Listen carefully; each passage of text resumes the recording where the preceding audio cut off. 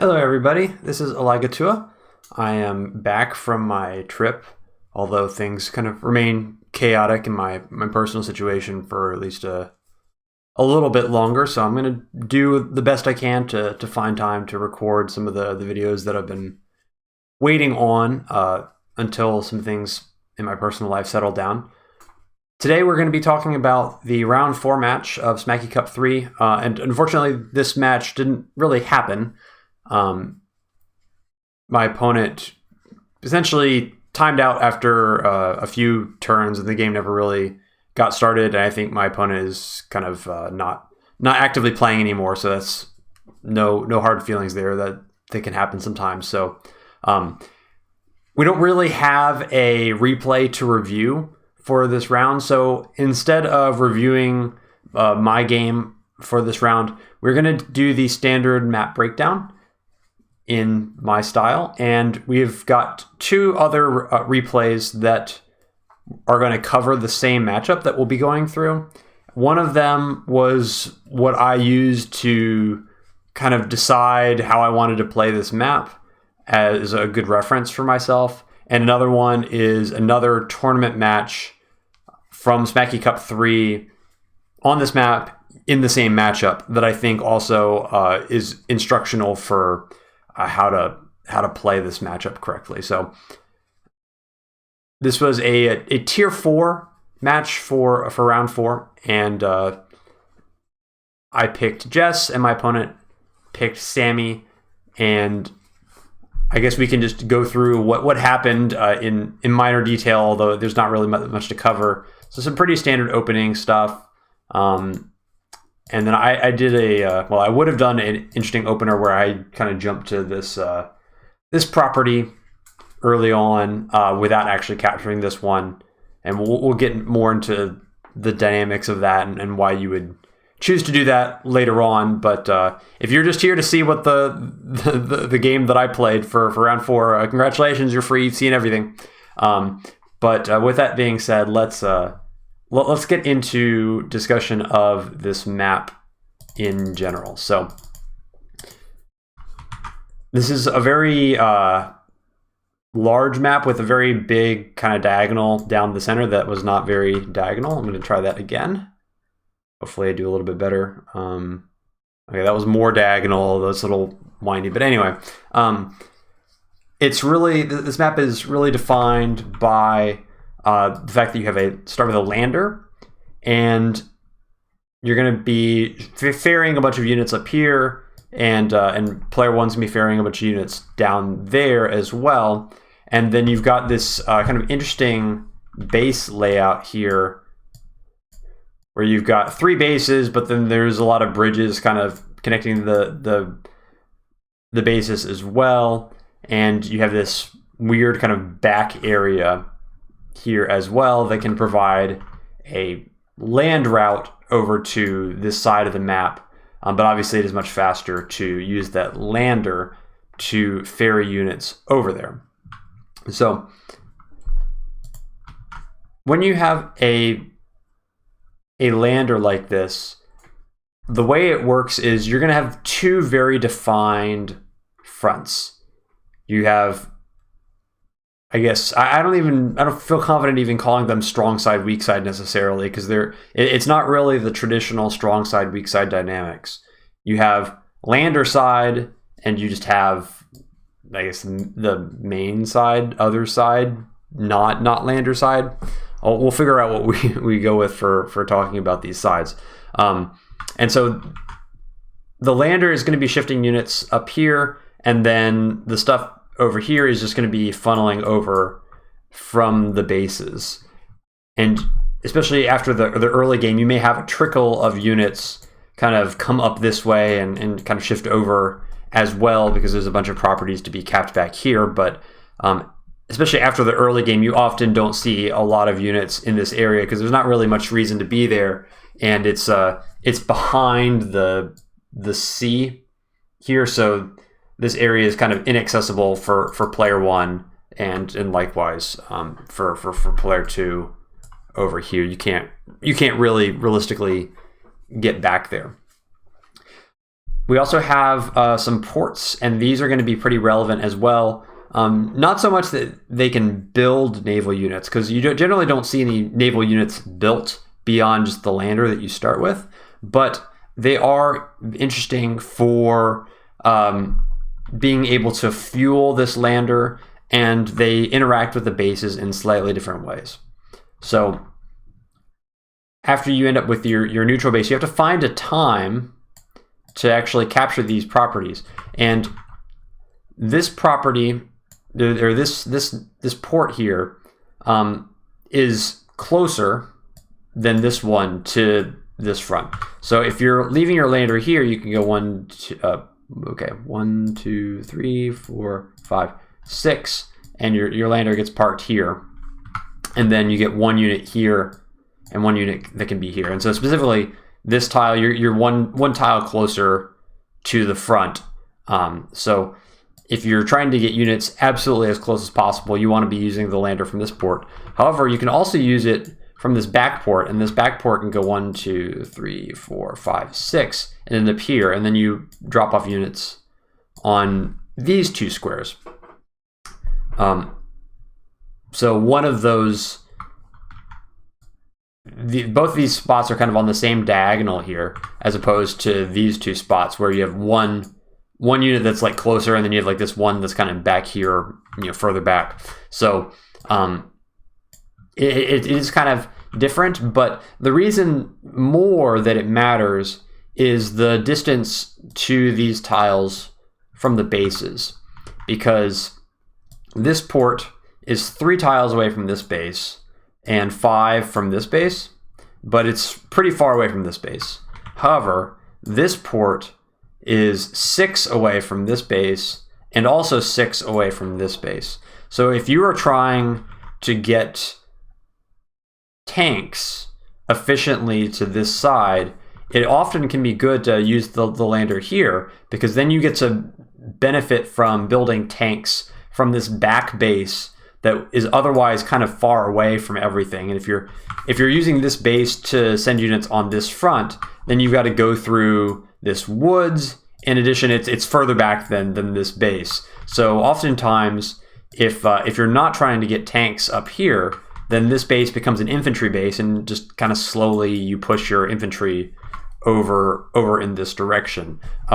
Or I guess you could push infantry like to here and then to here as well as like an infantry base for this front as well. So as someone playing on this map, you do have some decisions to make about where you put the lander, and importantly, it's not very easy to switch between which port you're keeping your lander on, because if you're going from like here to here, you don't have enough moves to go from this square back to this port. You'd have to make kind of like a pit stop in between to kind of switch between the ports. And so oftentimes you have to decide pretty early based on your capture phase about what port you're ultimately going to be using for your lander, so that you don't have to spend a turn kind of moving it between the ports, and then that interrupts your reinforce cycle to this front. One thing that I should mention about that particular dilemma is that certain COs don't have that dilemma, and those COs are Sami and Drake. And Sami and Drake get 1 extra movement on their transports. So I guess naval unit / transports. So Sami landers and Drake landers are going to move 1 extra square, and so actually they don't care about which port they're using on a given turn, because if they want to change their mind, they can just go here, and then the next turn they have that extra movement to get to the other one. So that is one benefit of playing Sami or Drake on that map. And obviously, Sami or Drake can choose to also pull the lander like 1 square forward more than any of the other COs could. Although that doesn't help too much for the capture phase, because if you're dropping off from here, then you're one move away from the city already, and so getting one square closer doesn't really unlock any properties.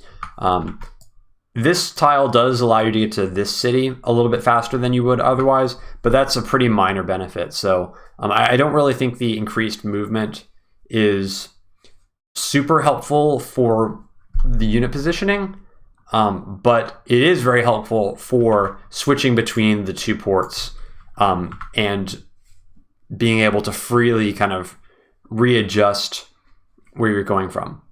One last thing on the ports.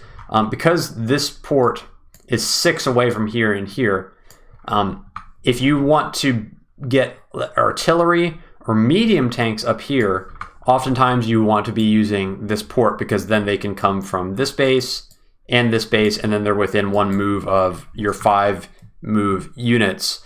And so if you're playing from this back base here, then you're more locked into 6 move units like neo tanks if you want to tech.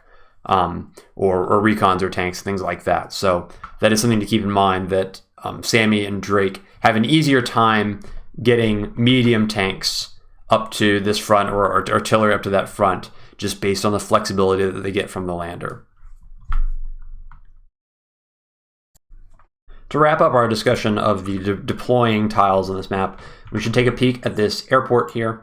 This airport is pretty far back, and this tends to make air units less popular on this map because it is really quite far away. And so like we're looking at 1, 2, 3, 4, 5, 6, 1, 2, 3, 4, 5, 6, 1, 2, 3, 4, 5, 6. You're looking at potentially 3 to 4 moves of a copter to actually make it to the front lines.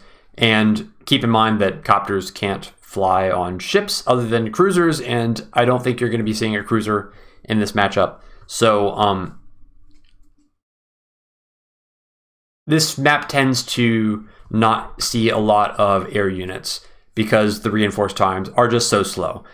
That being said, it's something that you can mix in, and it can be useful to mix in sometimes for unit count reasons, but you have to be careful because if you start deploying a lot of units from the airport, sometimes that can delay your reinforcements or cause a gap in your reinforces to a front that could end up creating a timing window for your opponent to exploit.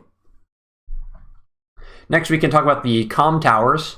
So we've got a comm tower here and then a comm tower here. These comm towers are relatively safe for each player. So this one is going to belong to player 2, and this one's going to belong to player 1. Because these landers can get infantry down into this side pretty quickly, and vice versa. I will say that because of this awkward kind of C-tile square blocking direct access to the comm tower, these comm towers are somewhat harassable, at least for a while. And despite I think early game being relatively safe to get, they can flip later on, and we'll get into that a little bit later. So it's not impossible to flip them, but early game generally they're pretty safe. But you can harass the comm towers to try and delay them, and that is something that you will see. At the same time, it is also kind of easy to overextend harassing the comm towers because it is very difficult for player 1 to support harass on this comm tower with infantry because the distance is just so great from these bases that are normally going to be supplying infantry to this front. And so sure, you can get vehicles here to harass, but it's really hard to get the supporting infantry to really lock it down for too long. But you will see it from time to time. So something to keep in mind. Before we get into discussion of the contested cities, I want to spend a little bit of time talking about the way that this map plays overall, because that's going to help illuminate why the contested cities are what they are. So we talked about the 2 fronts, one here and one here for player 2, and then here and here. because this front is solely supplied by this lander for the most part, with maybe some trickle from the back here. And then you have this middle area here, but getting between the two fronts is not super easy. And if you have middle control, this area here is kind of like a choke, and it's not super fast to shift between the two fronts. And additionally, shifting between the two fronts, like there's no way to kind of go around the back. You kind of have to go through this narrow area, and it's, if your opponent has like any sort of control of the center, there's no way to do it secretly, because your opponent can have like, you know, a recon here or on this tile or even like here, and like you're likely to get a glimpse of like a lot of units shifting fronts. So additionally, because of the lander, this is not a map where you can really just send everything to one side in terms of like, I'm gonna build vehicles from 3 bases and send them all to like my strong side. Like that's not really a thing that you can do. So in practice, you're going to be supporting both of your sides with some level of vehicles, just because of the lander and the way that the bases are laid out on this map. And because of that, you tend to get engagements on both fronts simultaneously. And if you lose or win any engagement very decisively on one particular front, things can really snowball very, very quickly. Because if you get in trouble on one front, it's not like you can really quickly go, oh no, I need to bring units over from the other side to kind of stabilize things. It's going to take, you know, 2 or 3 turns potentially to kind of move everything. And especially on your lander side, you are limited very heavily in terms of your total unit count by the lander, because the lander is going to be bringing 2 units every other turn, right? So it's essentially like a rate of like 1 unit per turn. So unless you're like reinforcing with infantry through here, through the backside. So if you get down on unit count on your lander side, sometimes it can get really snowbally, where your opponent can just wipe everything out on that side, or push you very far back, even to like kind of behind here, or even like this, even like all the way kind of back to here. It's not impossible for this to happen if you kind of get wiped out. So the front dynamics are very swingy, and you need to be careful not to really get wiped out on your lander side, because it is challenging to recover, and there is a lot to lose in terms of properties on your lander side if that happens. So with that being said, let's talk about contested properties. So again, we got this line that I'm going to attempt to draw down the middle and be mostly in a straight line. And that's kind of straight. But anyway, so that's our line down the center. And so when we look at contested properties, I'd say the most contested properties, say these are generally like very contested.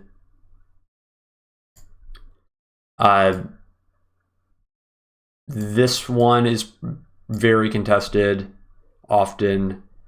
I'd say those are the most contested ones, but there's actually a tremendous amount of stuff that's going to end up contested. So what I'm going to do here is I'm going to kind of rank these in terms of contestability. And so these are like A rank contested, as in like really contestable.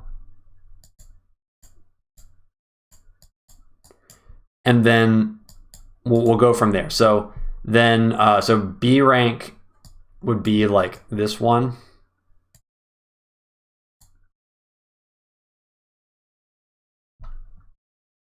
Maybe this one. I mean, that one might be better as a C rank. And then C would be like here, here, and here. Okay, so that's a relatively high number of contested properties. And the reason that I've laid it out like this is because if your lander side gets wrecked, it is completely possible that player 2 can push all the way to here because of the snowballing effects of the way the front works, and vice versa up here. So at the same time, this is a map where you can often have kind of front races where if player 2 is pushing, investing a lot of reinforcements in this way, then you're kind of sacrificing on this front, and so then your opponent can also kind of do the same thing, and properties can shift very rapidly because both players are just really, really strong on one side, and the other player can't really defend that side, and so everything kind of swaps hands very quickly. So what I'm getting at here is that this is a very, very dynamic map. Properties are going to be flipping often. Even if you're winning, there's no guarantee that you're going to be able to hold on to everything that you have because of the nature of the fronts and being very split off from each other. You may have local superiority on one front, but oftentimes that means giving up superiority in another area, and you're just going to lose properties in that area, even if earlier on in the game you were strong there. And so sometimes it can be kind of a back and forth race and a little bit about tempo, where you want to be kind of capturing properties faster than you're losing them, and then overall you can kind of snowball an advantage where maybe you can be dominant on one side and then also just strong enough to prevent losing some of the forward properties on another front. And when that happens, you can end up with really, really large income leads. So there are a lot of properties on this map. I should really look at the map comments. I'm not going to count it live. I think even income is something like 27K. So it's a very high income map overall, and it is not crazy for someone to be up 10 or 12K on this map. It can definitely happen because of just the way that the map snowballs. Okay, so I think that covers the contested properties. Let's talk a little bit about strategy and COs. So when you have a map with very, very strong front dynamics, where the fronts are very separated, center control becomes really, really important.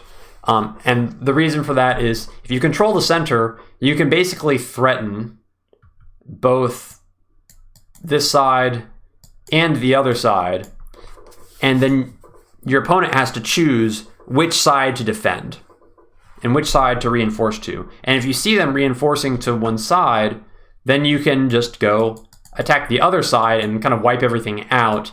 And because of the way the reinforcements work, it's going to be, so if I'm here and I see, okay, my opponent's going to defend this side, I attack up here, my opponent cannot very quickly rush all the units over to reinforce where I'm attacking. It's too slow. So having control of the center is very, very strong. And in addition, having control of the center rewards properties. There are a lot of properties in the center of the map that are very, very capturable. A lot of the contested properties are there. And so center control oftentimes becomes really, really important. And if somebody is dominant in the center, they have the tools to be able to win the map should they utilize those tools correctly. The reason I point this out is because I think this is the reason why Jess is the dominant pick on this map. There's not a lot of mobility, and Sami does have the ability to kind of reinforce mechs somewhat quickly to this side with the lander or transports, but Sami is extremely immobile. Mechs front shifting are not a thing that you want to be doing, and if you are Sam, or if you are Jess and you just control the center area and utilize a lot of this high defense terrain, there's not really a whole lot that Sami can do to dislodge your army. If you just park tanks on like this triangle, what is Sami going to be able to do? Is it Sami really going to have enough mechs to be able to remove a number of tanks? It's very hard to get to that snowball amount of mechs, and if that ends up happening, then it's entirely reasonable for Jess to just go, oop, I'm going over here now, and the mechs can't really chase the tanks down. So the center control is very, very powerful for Jess, and because there's a lot of high defense terrain in the center, Jess can kind of bounce between the two triangles here, and there's just not a whole lot that Sami can do about it, because Sami can't really threaten to attack with Sami tanks against Jess tanks. That's just, especially when the Jess tanks are on cities, that's just never going to end well for Sami. So so that is something that Jess can do and be very strong with. So additionally, this is, again, it's a map really about maneuverability and speed. And because of that, tanks are just king. This is really a tank spam map. Again, the airport is really far back, so you're not going to see a whole lot of battlecopters. And when you have pivots that are this strong, being able to exploit those with tanks is really, really good. So you often see just a lot of tank spam on this map, and Jess is very, very good with tank spam on any map where you just want a whole lot of tanks.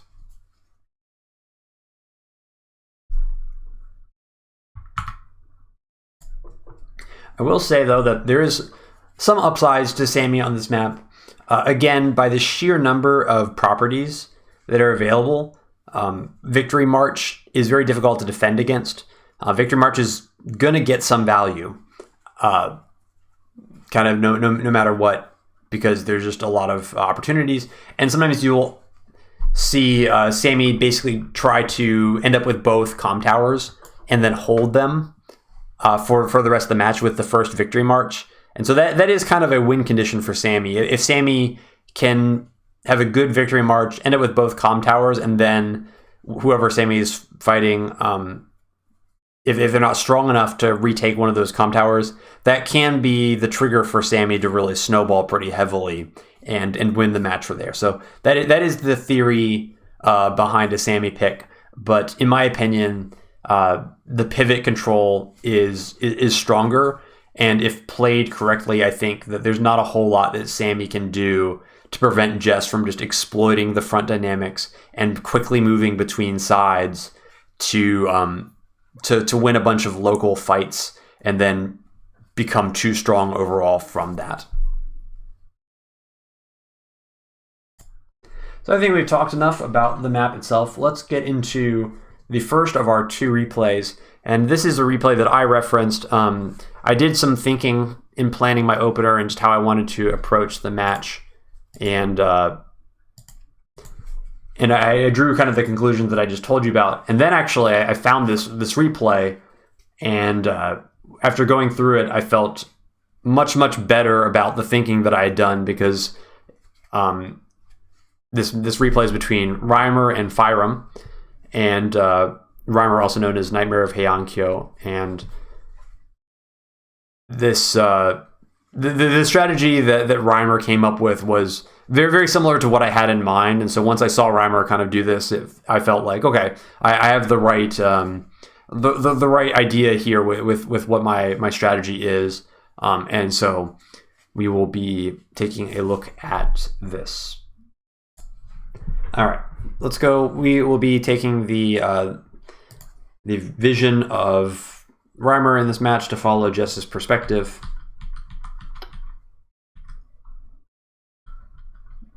And we'll try to move at least a little more quickly than normal, because we do have two replays to get through in this video. And I would love for it not to be a 3-hour video. That would be ridiculous. So this is the standard opener. You end up ferrying this infantry up very quickly. You leave this port for later. Because there's these capture chains up here are really, really juicy.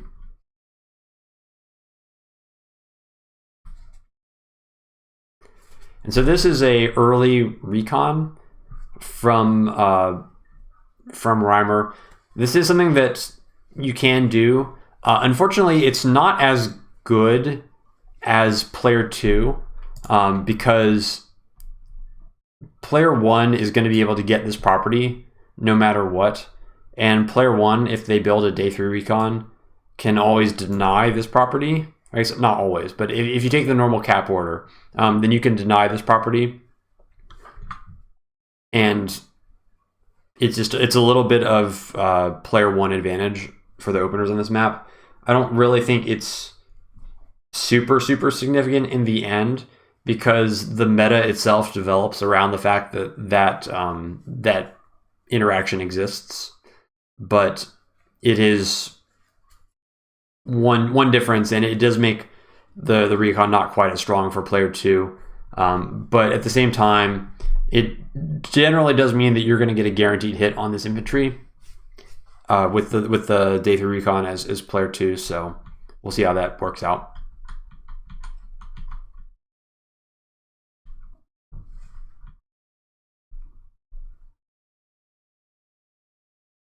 So you can see it's a little awkward. You have to wait for this lander because there's still an infantry on this port. So this side's going to get reinforced slowly. It's always challenging to set up an opener for this map because you want to capture the ports, but you also want to be ferrying as many units as possible up here because there's just so many properties to capture in the contested area.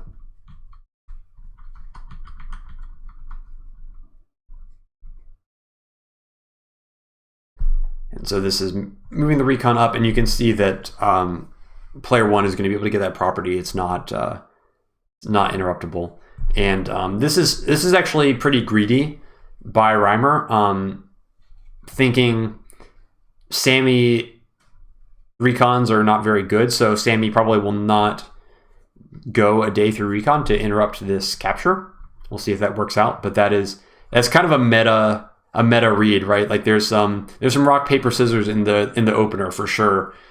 If you don't take this property, then oftentimes you will go down here instead and take this one and then work your way over to here. And then later on, once this lander is like more freely moving units between these two sides, once you get like your first tank, then you might try to take that. It's often really bad if this gets interrupted though, because right now, like you can see, this is the only infantry on this entire top side. So if the caps get slowed down, then it's very possible for the whole opener chain in this area to really get delayed a lot. An early artillery from Jess, and so this is a good map for artillery, especially behind the pipes here. So you kind of have this little choke, and you can put an artillery here or here, and it can cover a lot of this area and also be very, very safe. So artillery, very, very good on this front, and building it from this base to utilize the lander because it's 5 turns away can be loaded into here and get up to the front very, very quickly. I find artillery in general very, very good against Sami as well.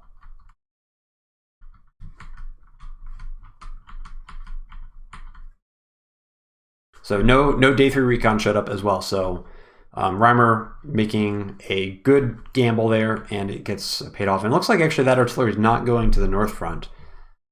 Looks like it's going to be a push actually on this side. So Reimer, I think, had the option to send this artillery up this way if it looked like that was going to need more support. Like maybe if the day 3 recon shows up, then maybe the artillery goes to the other side. No way to know for sure, but at least the possibility was there based on how Reimer set up the opener. And we've got an early tank as well. So Reimer actually electing not to harass that infantry. Doesn't want to give away the fact that it was a day 3 recon, and it seems like Reimer is gonna maybe work on pressuring this comm tower and locking this down, and then have like just a lot of vehicles on this side to really deny this for a long time. So this is one of the situations we talked about where you can kind of choose to commit very, very little to your lander side and go really, really hard on this other side to try and get a decisive win early on and go from there. And so I think the goal is probably to deny this comm tower for a little bit.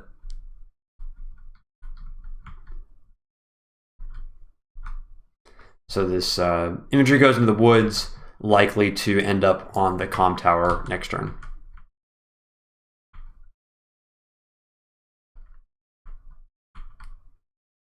Nice capture routing, getting a lot of these cities on the same turn. Worked out pretty well, and everything is pretty peachy for Reimer at the moment. Yeah, and so this recon ends up on the comm tower. So even though Reimer does see the tank here,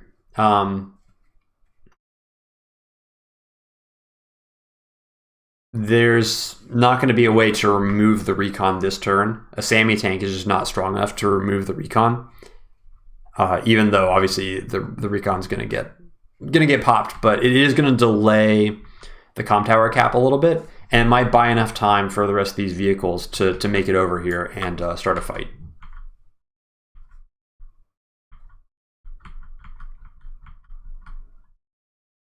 And seeing another recon as well. So we're kind of learning a lot about how Sami is allocating her units. We see 2 vehicles here. And also this recon looks like it got delivered from a lander here. So there's probably like another infantry over here as well. And that means that this tank is probably a first tank opener. So this is probably the first vehicle. Anyway, the reason I say all this is it seems very unlikely that there's any vehicles over on this side. So it does seem like both players have kind of chosen to commit to this front. And that's probably good for Jess, because if you want to fight with a tank engagement early on, that's a good way to do it. And the less combat you see on the other side is probably good. Actually, I think this infantry is probably from the lander, so I don't know why that infantry didn't go here. But at least get some decent vision. But recon does get popped, but it is going to delay the comm tower at least one turn, and now all the infantry are kind of out of position to capture this. So maybe even next turn it will not be started. And this infantry is really, really brave, and I'm not a super fan of what seems likely to be a sacrificial infantry. But that's what the choice was.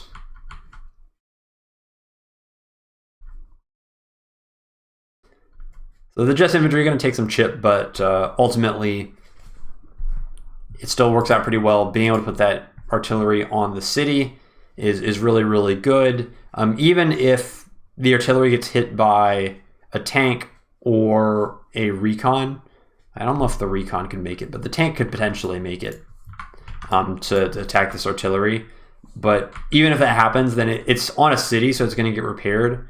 And then Jess is going to have more tanks to counter with the following turn and be able to control that city. So again, if you're getting in a tank fight with Sami against Jess, it's going to really be an uphill battle. And so Reimer has done well to force the fights, and all the vehicles just coming straight to this side. You see the recon go into the forest here. So it does leave our recon a little bit vulnerable, and we can't really do too much about that, although we do have our tank here, so we could potentially hit the tank next turn, which is probably worth doing. In general, trading 1 for 1 in unit countdown here is going to be pretty positive for Jess, because as we mentioned, this lander side tends to be pretty limited in unit count because you're only reinforcing 1 unit a turn overall from the lander. At least that's the rate. So if you're trading 1 unit for 1 unit, the lander side player is going to run out of units first. So nice tank hit, 9-3 with that comm tower, and that's why it's really tough to fight and brawl against Jess. And this artillery is really useful. This is a nice contested property, and I'm sure Sami would like to interrupt that, but it seems like it's going to be a tall order to actually get anything done there. And nice positioning here, out of range of the recon that we know is in the woods, although I think that was just the max movement anyway. So regardless, you can see what Jess has in mind through where all the vehicles are going. That was kind of brave to put the infantry next to the city, so that the recon's going to get a nice shot off. But that's how it goes. So probably now time to start considering adding some units to this side, seeing as we're going to be locked out of these properties until we bring a tank, because that recon is going to shut us down. We have nothing over there.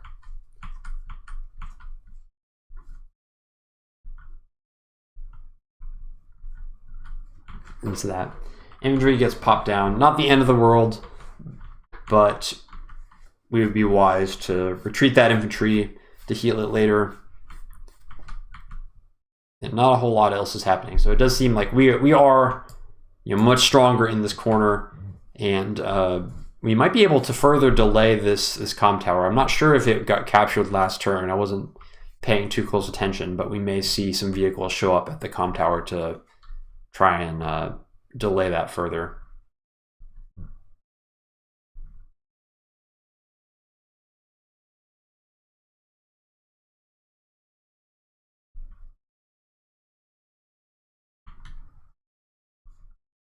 Okay, I'm just kidding. So none of that happened. So I think Reimer a little bit reluctant to attack without any vision over there. So just going to concede the tower, which is fine.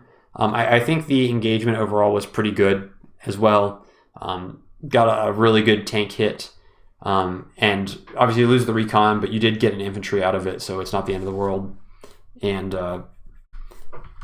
oftentimes in this matchup, Jess chooses what area of the map that Jess wants, and Sami just has to concede that area. And that seems to be what's kind of happening down here. This area just belongs to Jess right now. Jess did get the contested property here, and now it looks like we're going to be shifting up to the center to set up in the pivots, which also makes a lot of sense.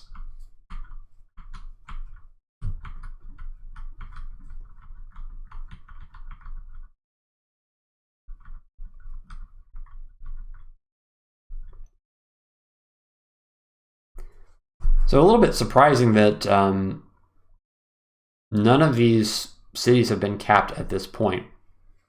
It does seem like maybe Sami was prioritizing this area and maybe expecting a little bit more resistance up here, but regardless, this is, I think, too aggressive by Sami, and this is just another free infantry that's going to get picked off. And this can happen sometimes when you try to steal cities that are, I guess, more on the opponent side of the map. Sometimes your infantry just gets killed for nothing, and then your opponent recaps the city like this, and all of a sudden, sure, you get like 1 or 2 turns worth of income, but you end up losing it immediately, so it's not even worth it.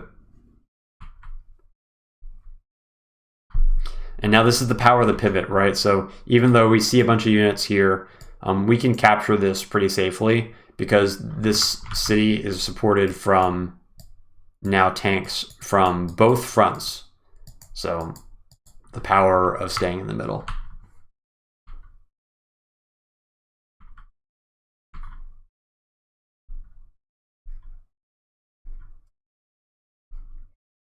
We do see some air units starting to come out now. I think Jess rather feels confident that Sami can't really match the tank power. And so now we can focus a little bit on our unit count, trying to get some more infantry out. Jess needs to have enough infantry. Otherwise, Sami can just kind of wipe all the infantry off the map, and then it becomes very difficult to recap stuff, especially after a victory march. So it's very important to have a good, solid, healthy infantry count to keep the momentum going and to be able to threaten to counterattack. So this is a very brave recon coming in there. Going to deny that cap.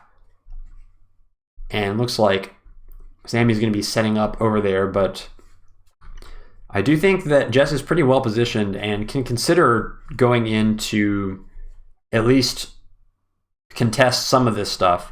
I don't necessarily think that Jess needs to go super crazy into this, but it does seem pretty lucrative to go in there, and we are going to flip this city, so that is pretty nice. So yeah, not a bad idea to send the recon in first to kind of see what is waiting for us here. And this is exactly what I was talking about. So there's a number of tanks up here, and these are all units that showed up from the lander. But if the fight happens over here, a lot of these units are out of position. So this guy can probably help. But these, oh, that was weird. These guys are too far away. And so if the fight happens on these cities, look at all these vehicles that are not going to be helping in the fight.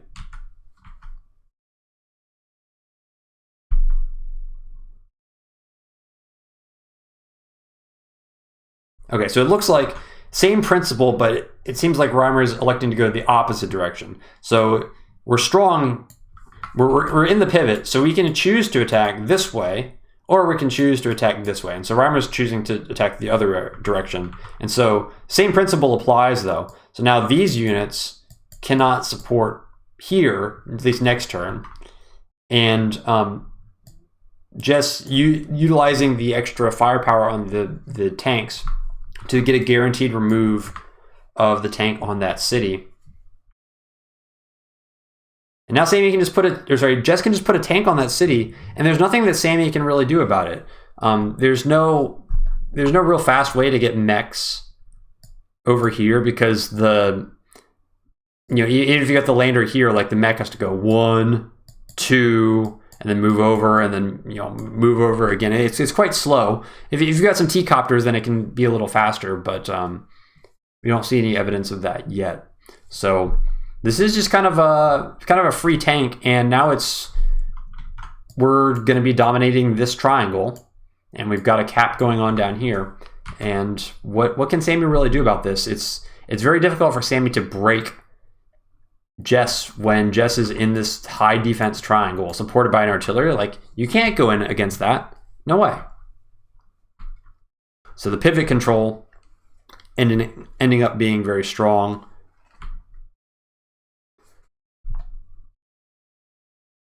So it is a little bit unfortunate having to move this anti-air into the forest that the recon saw it come in. But the reason it needs to be there is because this is 6 moves away from the tank. And so if Sami does have a copter out, it is really, really likely to end up fighting into that tank. So we need the anti-air close enough to support that.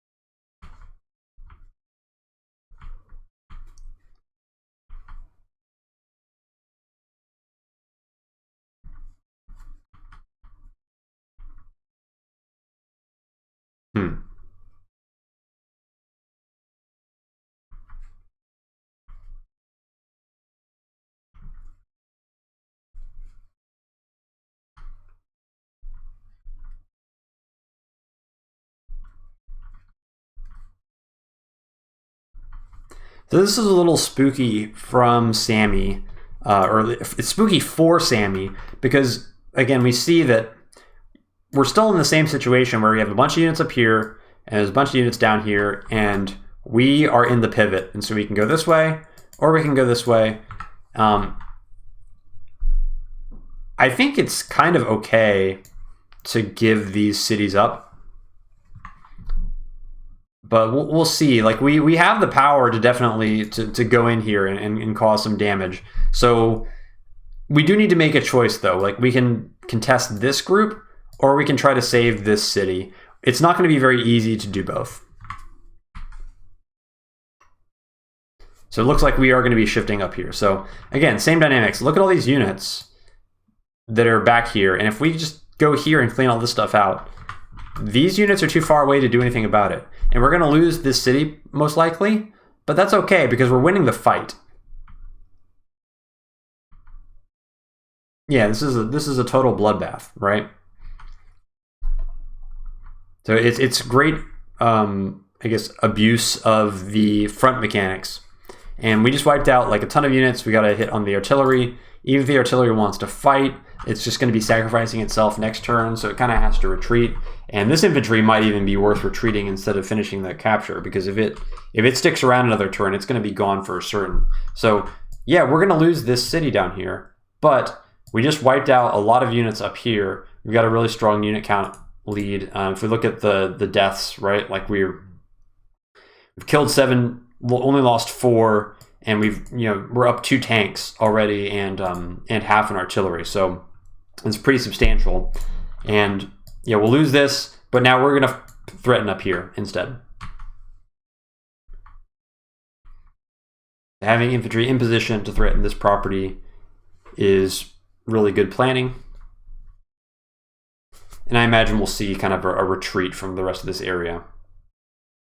Yeah, so we're gonna pull back and might end up losing this infantry, and that's just this is just how it goes. But if Sami wants to continue the fight on this side, Sami's gonna have to extend very, very far into relatively secure territory for Jess. That would make Jess able to counterattack with maybe a CO power back this way.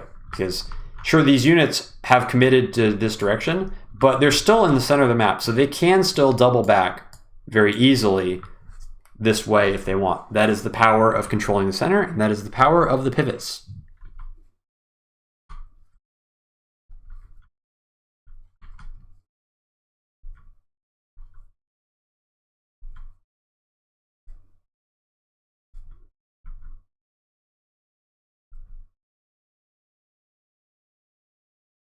These anti-air are really, really being aggressive. I'm not really sure about this. This especially seems really, really crazy to me.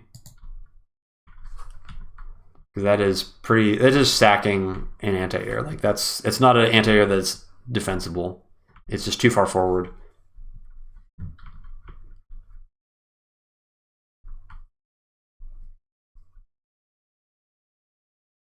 So we do see a lot of tanks here. Do need to do something about this infantry if we're going to defend.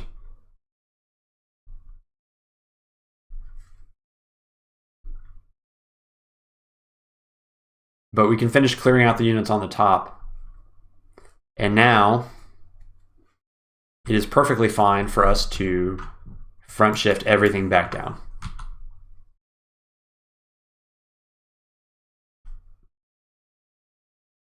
That's kind of the downside of throwing away your anti-air very haphazardly. So now this copter is a major threat, and it's unclear whether Firearm has additional infantry that can, additional anti-air that can do that.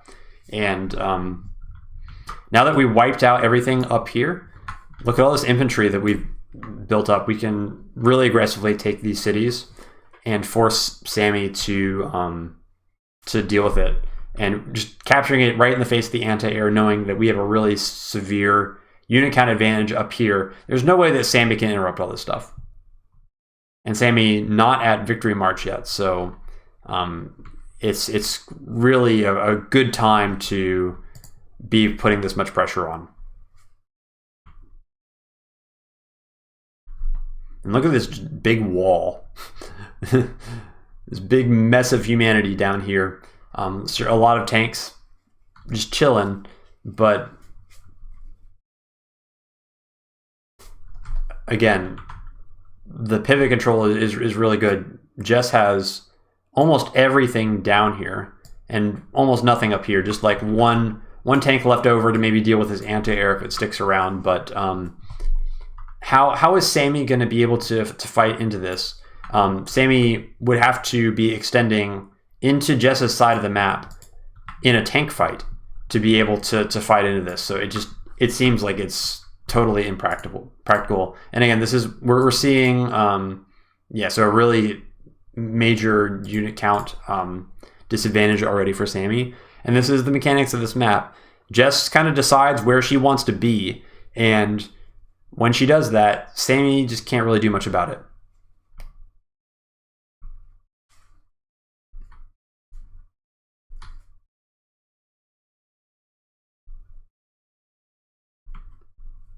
So we do see that we are actually a little bit less powerful on this front here, but there's not enough units to properly contest the rest of these cities in the middle.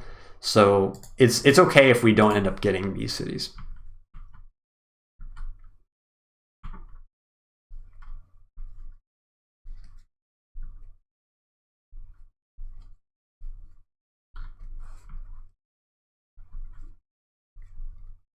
And so now we're at 27K, which I believe is equal income. So even though we kind of lost these cities and we don't have these cities either, it's still equalized just through the control of the center area.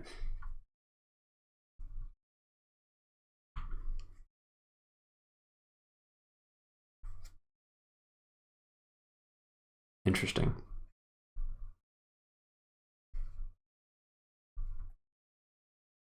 This is a very in-your-face move from Jess, and this is the result of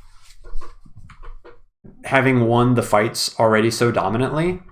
Jess knows that there's no way that Sami has enough stuff. Additionally, Jess doesn't really want to attack much more because you don't really want to just give Sami Victory March. You want to force Sami to find a way to build that charge and then do the Victory March later on. So it looks like we're not going to have even any more engagements at all. And even though, like, you know, it wouldn't be impossible to try and get something done up here. Not engaging this turn is favorable for us because Sami could be giving us superpower right now. Ooh, a little bit unlucky with the roll there. So Sami is going to sack an infantry to delay that cap a turn, but that's just going to make the unit count imbalance even worse. So we are seeing, I think, a little bit of a death spiral from Sami, and this could potentially be a superpower turn. There's a lot of stuff here that, see how close are we? We're like, 3.5k away. So that's something we can easily accomplish. Even after like 1 or 2 tank hits, we could get to superpower trivially. And we're there already. Yep, here we go. This is going to be an absolute bloodbath. So yeah, one shot the infantry. Oh, we see a Neo tank. The problem is that the Neo tank is not going to have any other units to support it.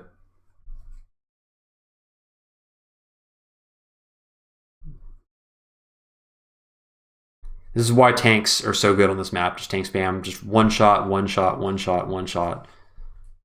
Oh. One shot the artillery. Blocking with the infantry. It's brutal.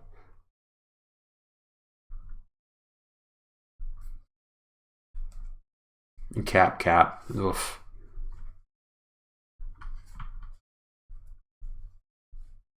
And then retreating on the other front. And the Neotanks just chilling in the back. So if Sami Neotank shows up and tries to do anything, we got the Jess Neotank there to punish. And that's look at that, 27-6. Really, really dominating fight. And you can see the snowballing effects of this map. Once Jess took that pretty good first engagement, it became very, very difficult for Sami to kind of recover. And now things are completely out of control, and I think we can maybe speed up a little bit because we're going to get victory marched here. We're going to lose some properties. We lost the comm tower. We see a mega tank. That's interesting. But even after the victory march, just one turn later, we're already back in the income lead at 28K. So looks like there's going to be some more cleanup here. But this is really just a result of the unit count lead. And Sami has no units to contest caps and then also fight the army. When you're 20 units down, it's just really hard to do anything.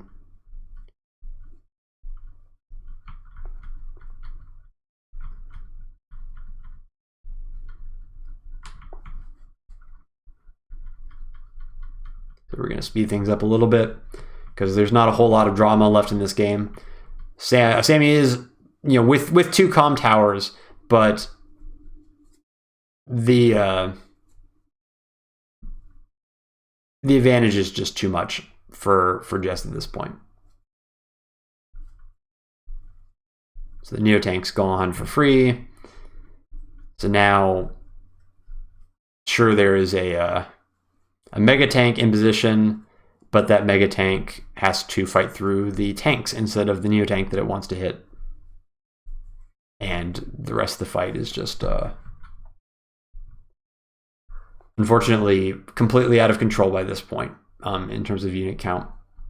And Sami even losing properties that are otherwise very, very safe just because, well, you're down 27 units, and that's what happens when you're down 27 units. You can't even defend your safe properties. It's another victory march, but no power left in the push, and so that's it. So you can see the power of the pivots, and you can see the power of the center in this game, and this strong defensive terrain just becomes very difficult for Sami to dislodge any opponent that decides to take over that area. So I'm gonna pause this for a second. We're gonna switch over to the other replay and see another side of the Sami Jess matchup from another match in Smacky Cup. All right, we're back into our second game here, and so this is going to be Darth Noob 7 against Matemon? Question mark. This is another Jess versus Sami. This time the positions are flipped, so Jess is going to have player 1. So we'll see if we see early recons from Jess in the better position for it. But let's just get into this thing.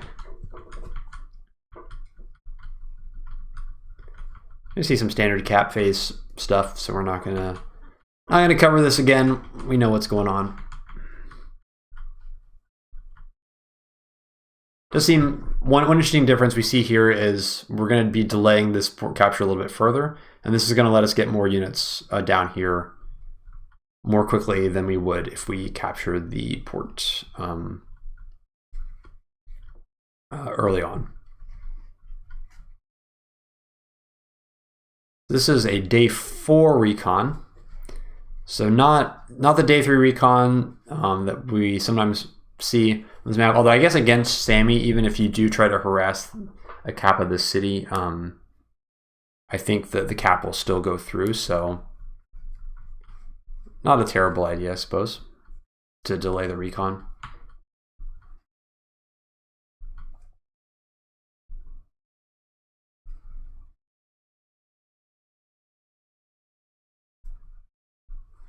And so now it looks like we're going to see this lander set up to go to this back port. So in the previous game, we saw Jess playing with the lander from this port, but it seems now that we're setting up to go from the back port in this game.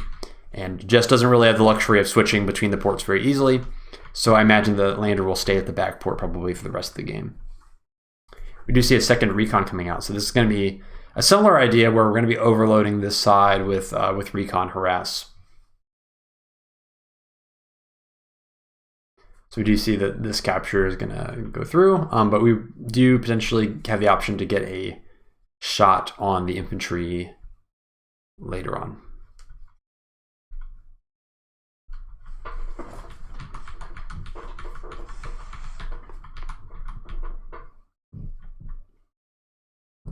Okay, so not a lot happening so far, not engagements. This cap completed without any issues. You're going to get a nice hit into that infantry there. I think that was a a good roll to get it down to 4.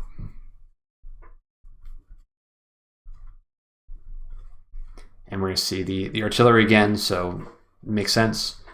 And we do spot a recon over here, so the recons kind of see each other. So unfortunately for Jess, the first 2 vehicles are already revealed.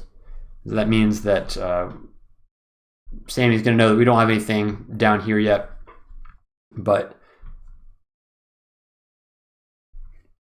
let's see, where did that recon go?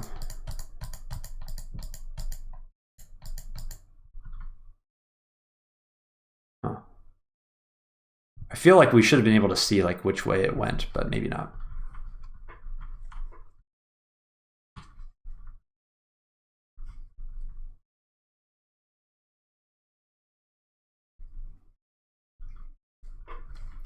More capping going on.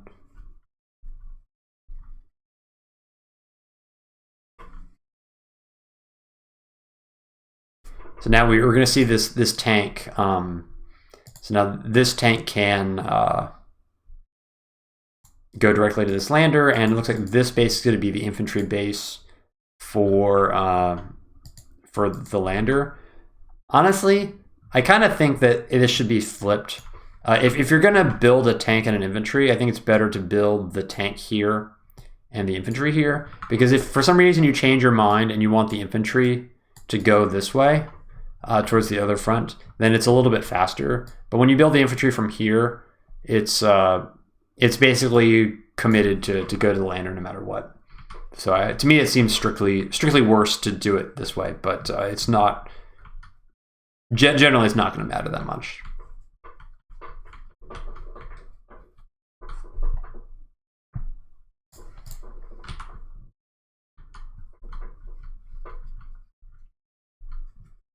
Okay, so we got our comm tower taken care of, no excitement there. Interestingly enough, Sami has not attempted to take the comm tower yet. So that could be an opportunity to potentially contest that, seeing as we could be fighting 1 tower against 0 for a while. That is the downside of having this infantry get attacked with the early recon. It kind of messes up the cap order for Sami, and having it down to 6 is obnoxious as well, because if it were 7 HP, then it could still cap something in 2 turns. But at 6, it's going to take 3.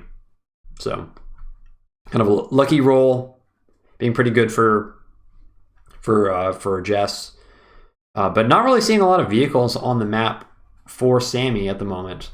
So kind of curious, where's the stuff, as I like to say.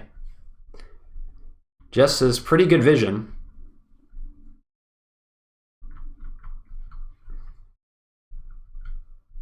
So we do see a tank show up there, so good recon positioning to spot that out.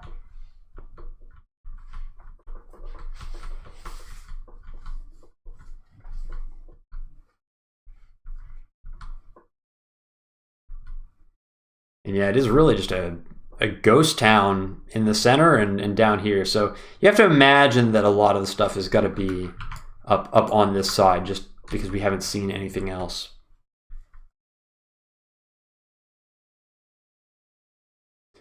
Day 10 is a little early for a copter, but see, this turn looks like it's going to be a lot of vehicles, so that makes a lot of sense. Backing up so that we can be protected by the artillery. So that recon is now baiting pretty hard. Oh, we see. Oh, that was kind of cool. So, so I think the idea was this T-copter was going to unload an infantry to spot what was in the forest, but and then probably come up with like the tank to clear it off, or maybe even 2 tanks to clear it off. But because we moved the recon up, we blocked that, and now I don't know if 1, 2, 3, 4, 5. Okay, so the tank could get into the forest to hit that recon, but obviously if it does, wow, what? Whoa, okay, yikes. So obviously this is going to get trapped now. This is This is a mess for Sami already. This fight can't go well, I think. We may have to give up the comm tower though, and let Sami get that, but at least this first engagement is going to be without it for Sami, so that's pretty good. And this is a really spicy interrupt here, because this is not something that's going to be able to be denied in the long run, and we see nothing else down here, so it seems a little bit like a donation.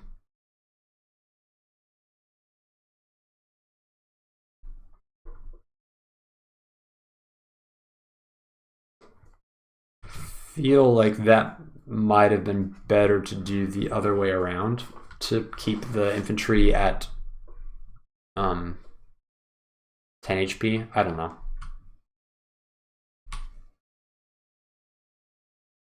So it looks like this is where all the infantry is. So Sami's playing really, really far back and just conceding this entire middle area, which is kind of surprising.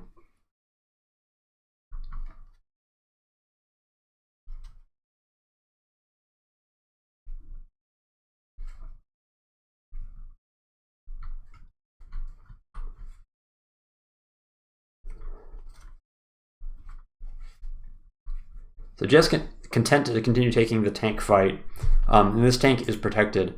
I will say that there's no other tanks that are going to be reinforcing this fight, because this copter got built, and so that caused like an interruption in the tank chain. And so that is one of the downsides of going for that early copter, because it does seem like there's going to be a lot of fighting up here, and so having an extra tank next turn could be pretty meaningful.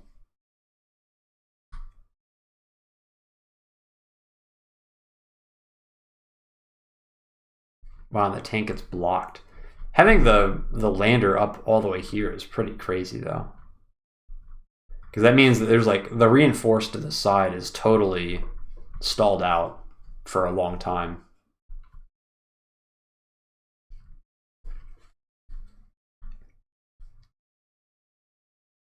But that's kind of it's the result of Darth Noob's good play. 1, 2, 3, 4, 5, 6. So yeah, so this tank is these guys are not, they're too far back. They can't accomplish anything. And it would be a really good turn to have an extra tank for this fight, as you can tell. Not crazy about the join. I guess forcing the fight to continue around the artillery is not the worst. But this is not a great mech map. You can see there's a mech here, but like, what is it ever going to do? It's so slow, and there's not really a whole lot of fighting in the center at the moment. The fighting is down here and down here, and the whole point of center control is to be able to pivot quickly. So having a mech in the center doesn't, I mean, the mech's not going to pivot.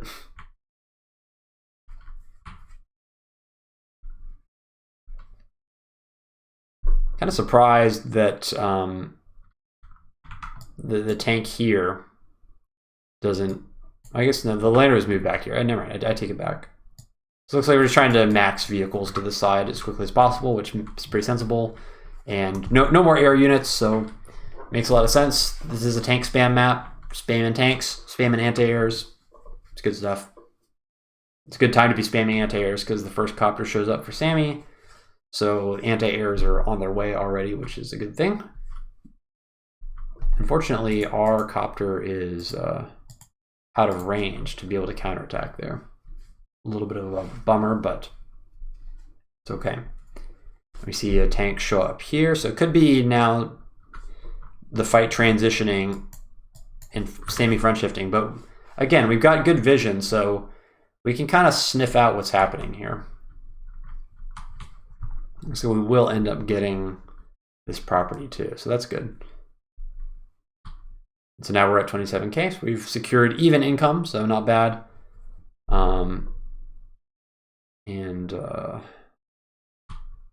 these two cities in the middle remain uncapped. So actually we are up some income here.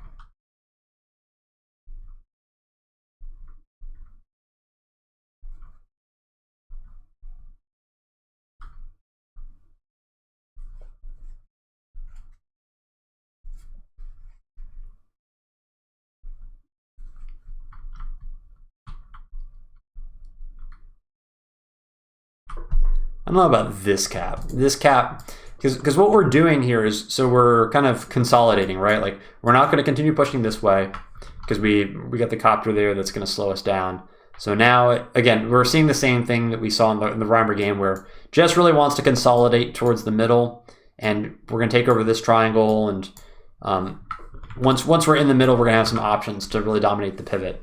I don't think this execution is quite as clean as what Reimer showed us in the previous game, but the core idea is still the same.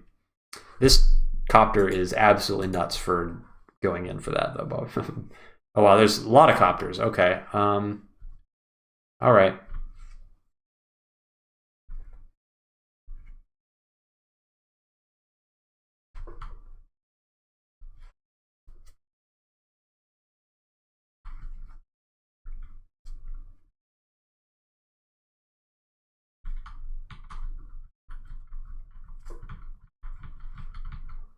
Okay, finally. I was like, there's a lot of moves that are happening off screen.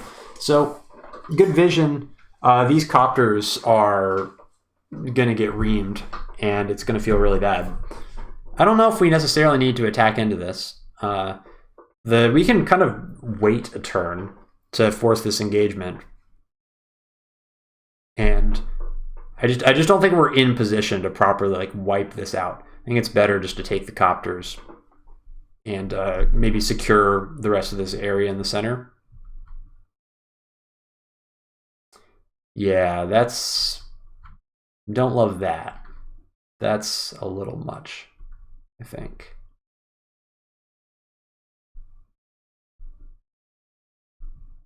Yeah, taking the recon's fine. Even though we're gonna get hit by the mech, I don't hate that.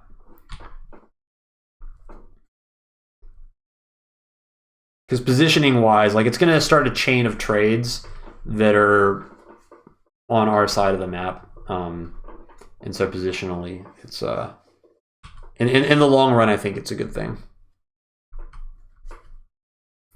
But this is overextendy. Don't like this.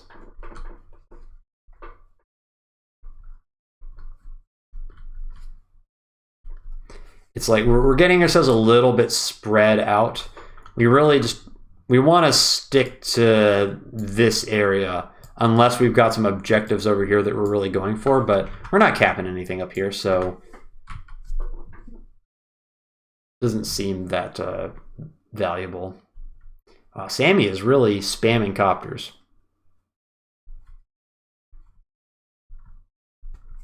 And this is Victory March, so here we go. So we're losing the comm tower.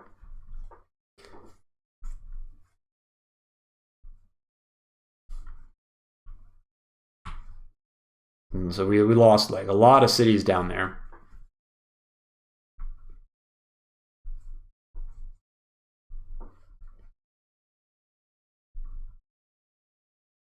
That being said, the Victory March flipped a lot of cities, but there wasn't a whole lot of engagements that happened there. And if we look at the unit count, like it's 6 to 8. So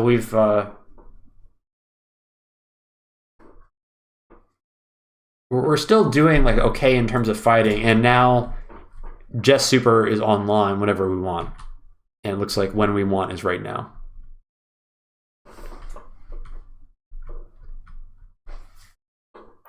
Oof, that Neo tank. There's one downside of using the super when Sami has the super up, is some of those rolls would have been one-shots otherwise. But we have enough low units that we can kind of clean up the chip damage pretty easily. And so yeah, we lost a lot of properties, but we're going to win this fight really decisively. And a lot of those units that came in to aggressively flip those units, or aggressively flip those properties, are just going to get picked off. And that's going to exacerbate the issue.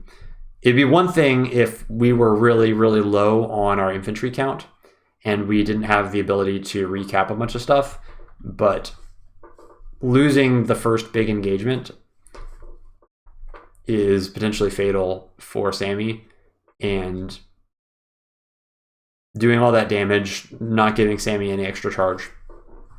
So we are going to see some like attempts to flip cities that are like way back in this corner. So that's what I mentioned about kind of the snowballing aspects of this map. Like these cities are really far back, but if you do get all your stuff wiped out, it is possible to end up having those cities threatened.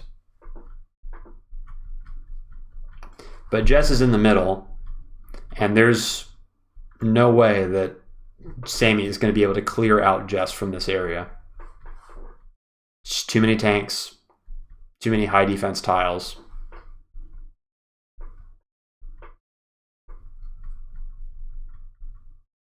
And now we're back to 27k. So we're, you know, it's 2 turns later. The victory march has kind of been neutralized. We're still, you know, we've got some properties under threat back here, and we don't have a comm tower, which is not great. But even being down a comm tower, we've decisively won the fight as Jess, and that's actually more important than any comm tower.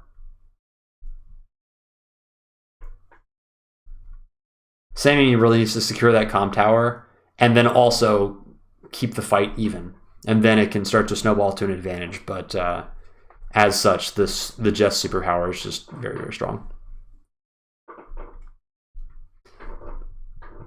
So we're getting a little bit spread out here as Jess. I'd like to kind of keep it together, but we are dominating the center, putting a lot of pressure on the caps. Sure, we lose that one city in the bottom right, but Matemon, this is... So I don't know what the plan is here. It's like all this stuff is going to cut off reinforcements this way. And so ultimately everything here is going to die if Jess just collapses in on it. So I don't really know what the plan is. So it does seem like Sami's in a little bit of a death spiral. Yeah, so a lot of the center city's falling. Now it's 29k. And as soon as those units in the bottom right get cleaned up, it could very easily be kind of lights out. Now the anti-air takes some damage, so not able to contest the copter anymore.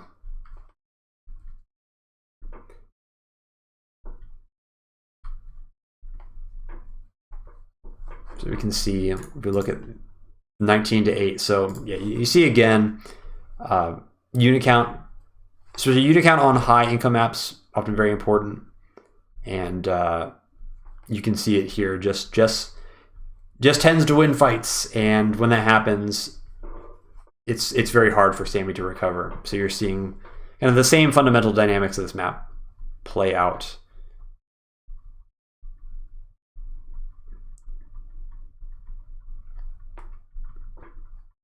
So I'm going to try to speed things up a little bit. I don't know how many more turns this game goes, but it does seem like Jess is in an incredibly dominant position and going to further consolidate the unit count lead with this engagement in the bottom corner here.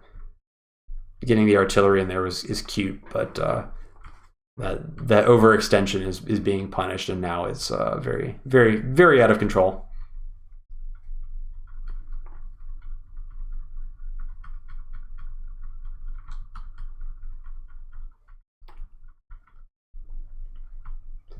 A lot of artillery, but I don't think at this point that Sami is strong enough to contest either front at this point.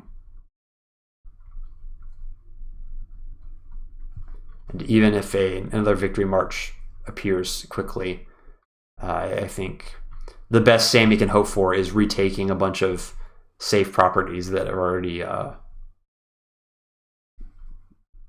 been lost. We see a mega tank show up, so I don't know what it is about mega tanks and Sami on this map. Like, is this normal? Like, I don't know. So it seems like a heroic last stand on the top left side here. There's a lot of units, but the power that's going to come likely from Jess here for that fight is going to be pretty bloody.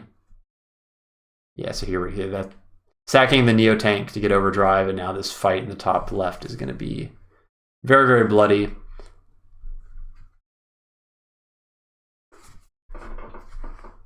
Oh, a bomber. I mean, it's a good theory, but unfortunately, Jess does have the anti-air. Oof.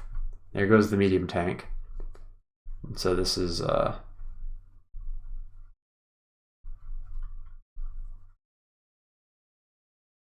wow. The overdrive's pretty good. Pretty good. So we are going to see a victory march, but not a whole lot of properties to take, and that is the end. All right. So I'm not going to bother going through with full vision recaps of either the two games we covered. I think you have seen the point, but I hope this gives you a decent idea of how Jess versus Sami plays out on this map, and that you've learned something from this, and we will see all of you in round 5, which should be coming pretty shortly, because at least half of that round 5 videos have been recorded already at this point. So hopefully not going to have to wait too long to get those out. But until then, have a wonderful night. It's been Elagatua, and we'll see you next time.